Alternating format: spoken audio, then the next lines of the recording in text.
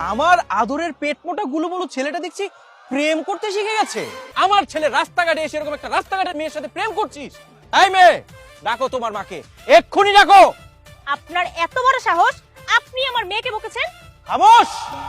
আরে আমার ছেলেকে আপনার মেয়ে কেন ফুসলিয়ে ফাসলিয়ে বাগানে নিয়ে প্রেম করা শেখাচ্ছে, আগে সেইটার বিচার করতে হবে। ক্লাস 10-এ পড়ি, এখন যদি প্রেম না করি তাহলে কখন করব বলো? আপনাকে না কষে একটা থাপ্পড় দিতে ইচ্ছা করতেছে আমার। হ্যাঁ, আমি যদি প্রপোজ করতাম নগদে রাজি হয়ে যেত। এই বান্টির মা, হ্যাঁ তুমি কি করছো? তোমার ছেলে আমার পকেট থেকে সিগারেট চুরি করে খায় আর তুমি কি দাঁড়িয়ে দাঁড়িয়ে দেখছো? এই বয়সে বিয়ের কথা? কত বড় টাউট হইছিস তোরা, তোদেরকে আমি মানুষই করতে পারলাম না। মানুষ করবা কিভাবে?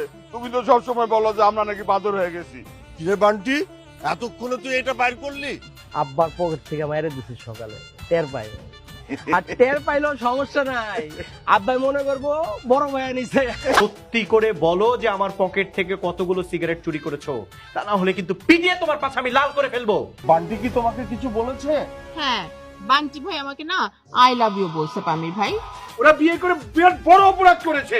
আর সেই অপরাধে তুমিও অপরাধী।